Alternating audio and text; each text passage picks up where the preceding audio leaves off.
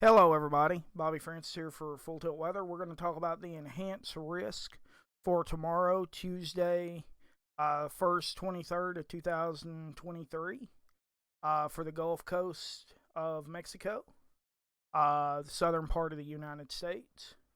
So, currently, there are two enhanced risk out. These are both 10% tornado risk by the National Weather Service.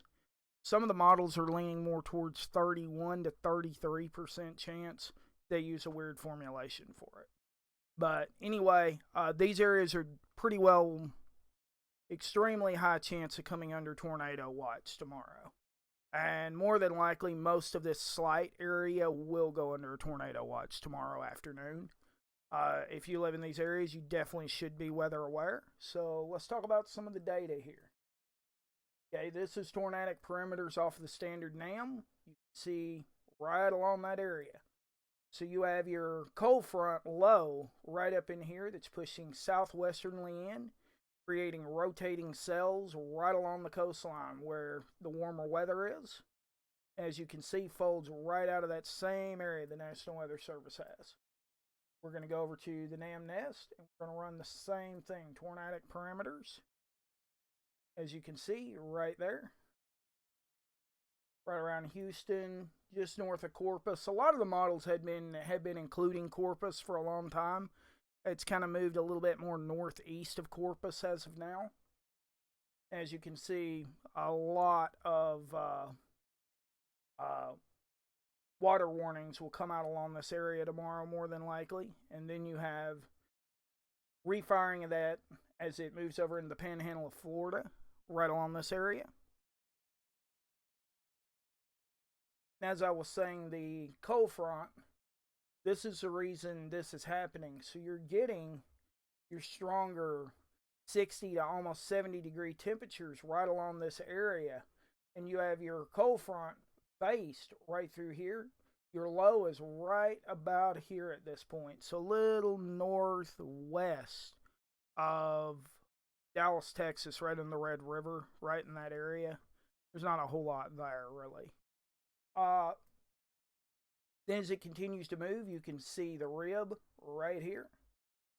Begins to drag in moisture, and there you go. The cold front eventually overtakes the area as it succeeds to cold front activity, or cold core activity, versus warm front activity.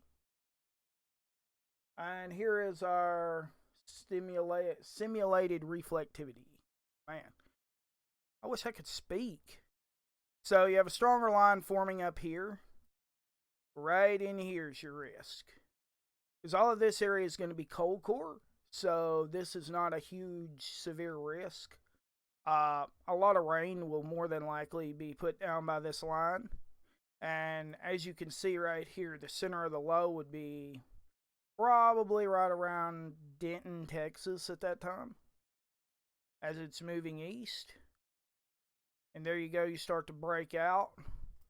This could be a severe issue for the panhandle of Florida tomorrow, given that if this line does break out, you could have clustered of discrete cells capable of much larger tornadoes than what you're going to see across, Corpus to Houston. It's actually going to be a little bit north of Corpus, or what you're going to see along southern Louisiana. That is definitely a risk.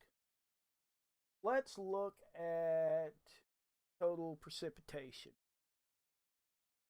So as you can see, this line's not expected to bring a ton of rain, but this could be enough to flood out some areas in Louisiana that will remain a threat for sure. Oklahoma, they definitely need that rain. Area's been under a pretty strong drought for the last 16 months, right at it. Louisiana's right at the point, especially this western side of Louisiana, is right at the point it would not take much to flood. The last two times I've been out there on 49, we've dealt with flooding. That area is definitely ready for some flooding. But that's kind of what we're looking at right now, everybody. Thank you all for watching. I'm going to go ahead and roll off of here. Peace.